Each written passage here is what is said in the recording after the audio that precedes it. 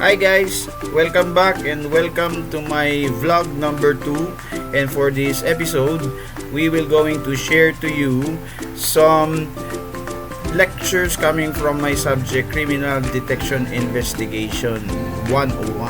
Ayan po. And my report will talk about the history of criminal investigation in the Philippines. So stand by guys, enjoy watching the video. Maybe I think you prepare your own food, popcorns, soft drinks or coffee so that you will enjoy better while you are watching this video. Okay, let's go! Bing! Please says a lot of this.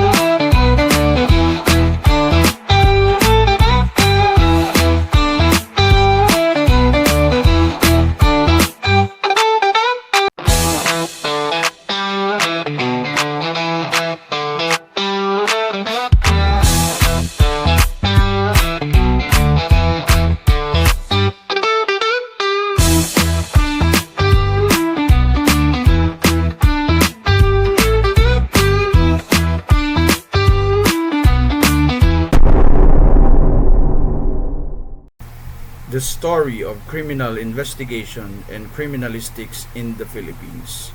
Tracing the truth. A historical timeline of crime detection in the Philippines. The objectives of this presentation are as follows. Number 1. Trace the historical development of criminal investigation and criminalistics in the Philippines from pre-colonial times to the present, highlighting key events, laws, and institutions. Number 2. Identify and explain the contributions of significant global and local figures, milestones, and forensic advancements that influence modern crime detection practices in the Philippines. And number 3. Apply historical knowledge by analyzing case scenarios and connecting past investigative methods to current scientific techniques used in solving crimes. Section 1. Early beginnings. Pre-colonial to Spanish period. Before 1898. Long before modern forensics, early Filipinos already practiced basic forms of criminal investigation. In the barangay system, criminal cases were often solved through testimonies, community judgment, and the wisdom of the datu, who acted as judge and investigator. However, investigations were limited to what could be seen or confessed. There were no forensic tools, only customs and oaths. If one was suspected of stealing, the whole barangay would be called and the truth was sought through community judgment. Section 2. The Spanish colonial period, 1565 to 1898. Primitive justice. Under Spanish rule, criminal investigation remained underdeveloped. The Spanish introduced religious-based laws, and cases were handled mostly by Spanish friars and colonial officials. Torture and confessions were common means of extracting information. Scientific methods were not yet used. Criminal investigation was more about confession than evidence. Future criminologists, are you ready to take your skills to the next level? Introducing Power Practice, your ultimate companion for the criminology licensure examination. Why wait for fourth year? With Power Practice, you can start building your confidence as early as your second year in Bachelor of Science in Criminology. Packed with practice questions, key concepts, and test-taking strategies, this material helps you boost your knowledge, sharpen your skills, and gauge your readiness for the big day. Whether you're preparing for a class, major exam, or the ultimate challenge, the licensure exam Power Practice has got you covered. Interested individuals can avail of copy by texting 0955-0058-271. What are you waiting for? Grab your set now and start building your future. Remember, if you plan to win your dreams, start planning and start now. Power Practice early. Think smarter, pass with power. Section 3. The American Period, 1898 to 1946. Birth of Organized Crime Detection. The arrival of the Americans marks the beginning of modern criminal investigation in the Philippines. Timeline highlights. 1901, the Philippine Constabulary was established to handle law enforcement and criminal investigations. 1920s to 1930s, the Philippine Constabulary began using fingerprinting, photography, and basic forensic methods learned from the United States. And in 1936, the revised penal code was enacted, outlining crimes and procedures that would guide investigators. During this era, Filipino officers were sent to US for training in criminal investigation techniques. Investigations began relying on evidence rather than hearsay. The science of solving crime began to take shape with fingerprints, photographs, markings, and the crime scene. Section 4. Japanese Occupation, 1942 to 1945. Disruption and Resistance. During World War II, criminal investigation systems were disrupted. The Japanese established their own security forces and abolished many civilian law enforcement units. Investigations were often politically motivated. Resistance movements conducted their own informal investigation to track collaborators and protect their ranks. Investigators worked in silence under the shadow of war. Section 5. Post-war era to martial law, 1946 to 1972. Structuring investigative units. After independence in 1946, the Philippine government focused on rebuilding the criminal justice system. Criminal investigation became more structured, particularly under the Philippine Constabulary Criminal Investigation Service, or CIS. The timeline highlights. 1953, creation of the Criminal Investigation Service under the Philippine Constabulary, focusing on the organized and high-profile crimes. 1960s, more formal training for investigators, but challenges of corruption and political interference remained. The goal was clear: to seek truth and justice through evidence, not just confession. Section 6.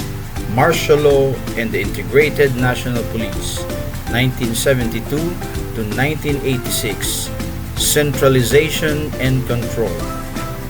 When martial law was declared by President Ferdinand Marcos in 1972, the police and military were merged. Criminal investigation became highly centralized and sometimes politicized.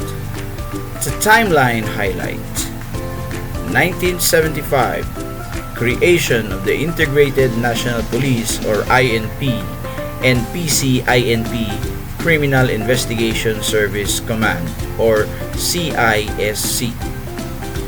Criminalistics evolved slowly. Ballistics, handwriting analysis, and the basic forensic science were introduced. Investigators walk a fine line between duty and dictatorship. Section 7. Post-EDSA Revolution to PNP Era, 1986 to 1990s. Reform and Civilianization. After the fall of Marcos in 1986, democratic reforms began, including efforts to professionalize the police and investigative units. The timeline highlights: 1991, enactment of the Republic Act 6975, which created the Philippine National Police or PNP and merged investigative units under civilian control. 1993, establishment of the PNP Criminal Investigation and Detection Group or CIDG, which replaced the old CIS. CIDG became the lead agency in investigating organized crimes, high-profile cases, and criminal syndicates. The new PNP brought hope for a better, more scientific approach to justice. Section 8. Modernization and Criminalistics Advancement, year 2000 to present. In the 21st century, criminalistics, or the scientific techniques in solving crimes, became more advanced in the Philippines.